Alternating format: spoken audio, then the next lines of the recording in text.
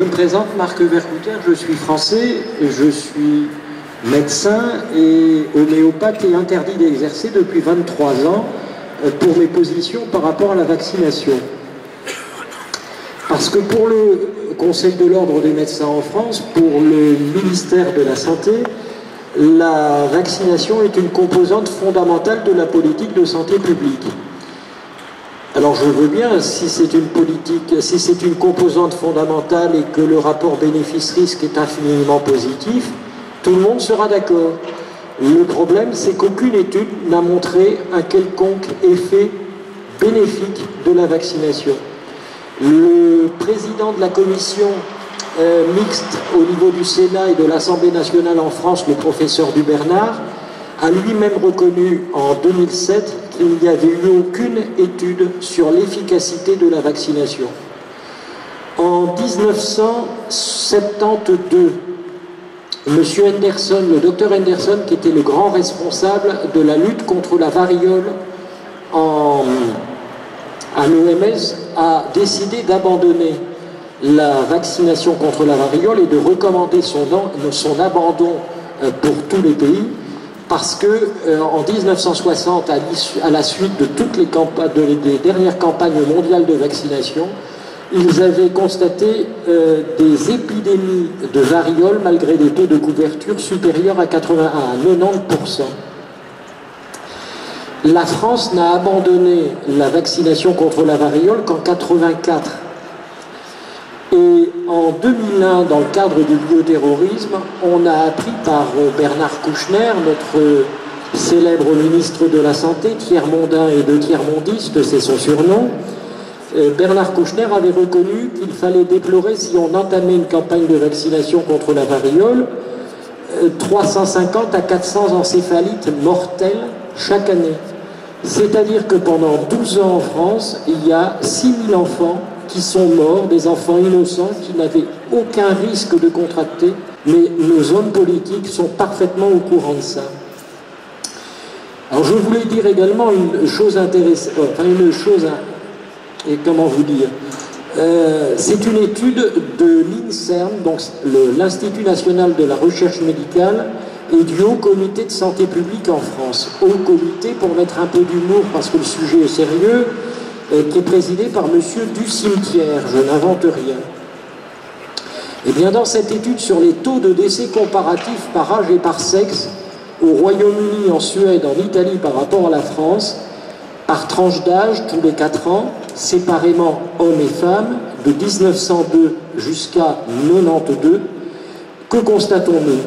Les taux de décès des Françaises et des Français à partir de 1938, sont supérieurs respectivement de 10% par rapport aux Italiens, 20% par rapport aux Britanniques et 30% par rapport aux Suédois.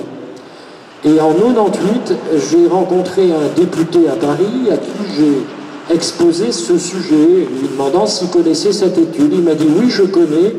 Oui, c'est la faillite de notre politique de santé publique. » 5 minutes plus tard, j'ai rencontré Jacques Barrot, ancien ministre de la Santé, à plusieurs reprises, et qui est toujours commissaire européen à la sécurité et à la justice. Et Jacques Barrot m'a dit « Oui, je connais cette étude, oui, c'est la faillite de notre politique de santé publique. » Et dans la foulée, il me dit « Si je comprends bien, vous ne devez pas être partisan de la politique vaccinale actuelle. » Ce qui veut dire que nos hommes politiques, et votre ministre de la Santé, c'est pareil, sont parfaitement au courant. Alors, pour vous mettre un peu sur la voie du jugement qu'il faudrait porter sur ces hommes politiques, je me souviens du préambule de la Déclaration des droits de l'homme en 1792.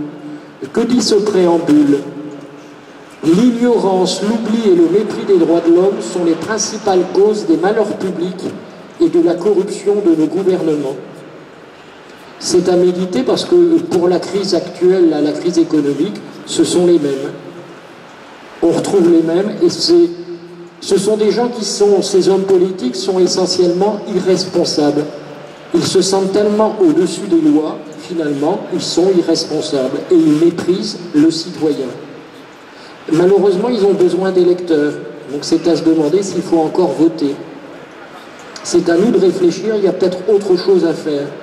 Alors, concernant la vaccination, je me souviens de Bernard Kouchner qui, en 2001, dans le cadre d'une campagne de vaccination contre la méningite, avait dit qu'il y avait un accident grave pour 450 000 vaccinations.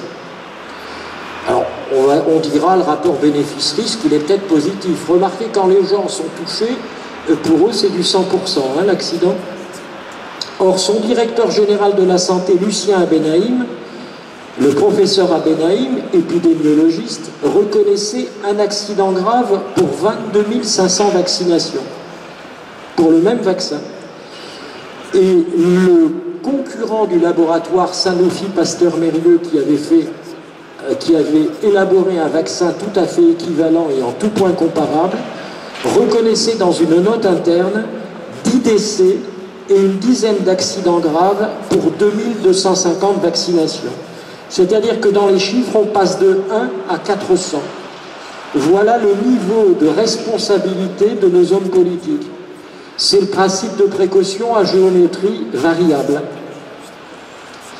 Alors, c'est Bernard Kouchner, c'est Philippe Douste-Blazy, le ministre de la Santé, qui avait passé un contrat sans appel d'offres pour le vaccin hépatite B. C'est aussi le cas de Pasteur-Mérieux-Sanofi, qui en 2000 a proposé à des pédiatres une prime de 600 € par enfant qui serait vacciné, à concurrence de 15 enfants vaccinés, donc 9 000 € en liquide par pédiatre dans la région de Clermont. Alors vous entendez parler maintenant d'une reprise, d'une recrudescence de rougeole, il faudrait faire des rappels de vaccins contre la rougeole.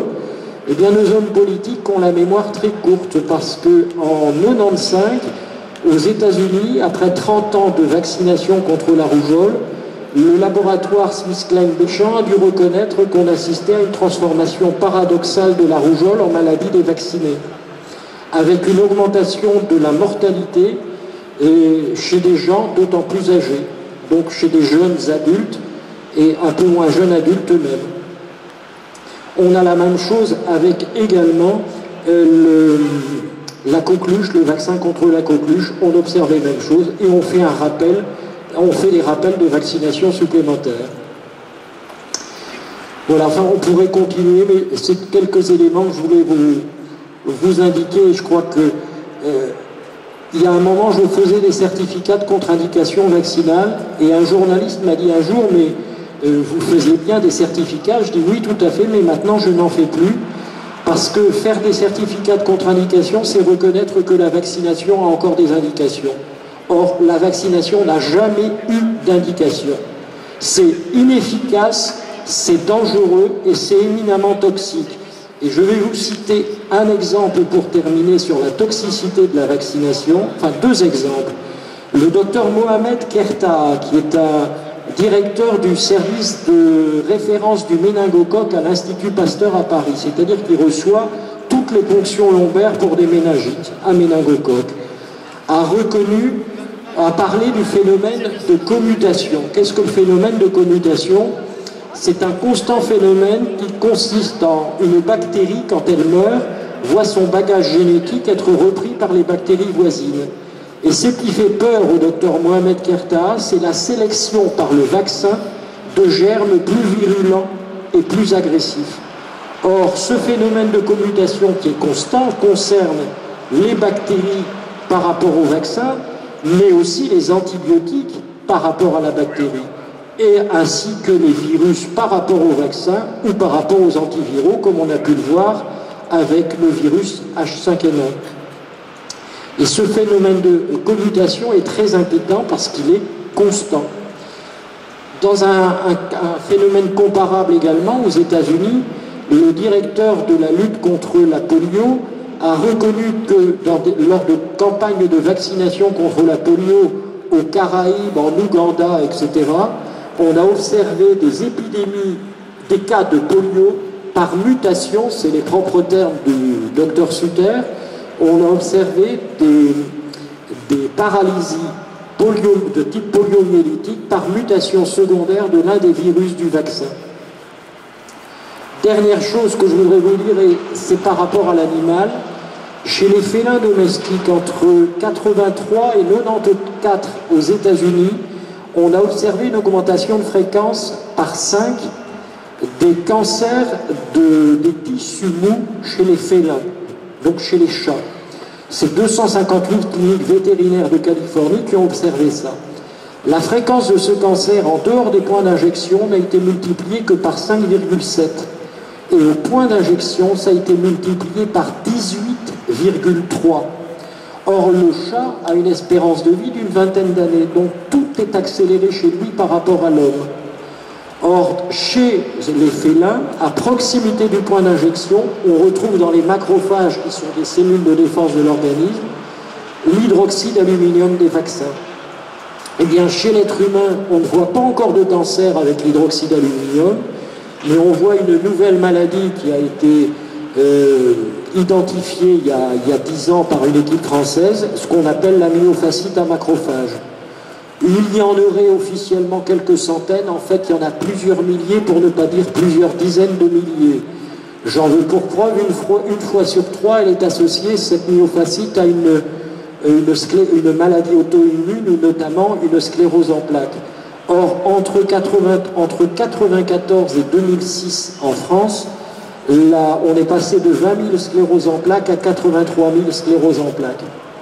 Uniquement chez les gens vaccinés contre l'hépatite B, mais aussi contre tous les vaccins qui font appel à de l'hydroxyde d'aluminium. Et il est plus simple de vous faire la liste des vaccins qui n'en contiennent pas, parce que l'immense majorité des vaccins font appel à de l'hydroxyde d'aluminium. Ce qui est inquiétant également, et là je change de sujet, c'est que pour les eaux potables, on fait appel également à de l'hydroxyde d'aluminium.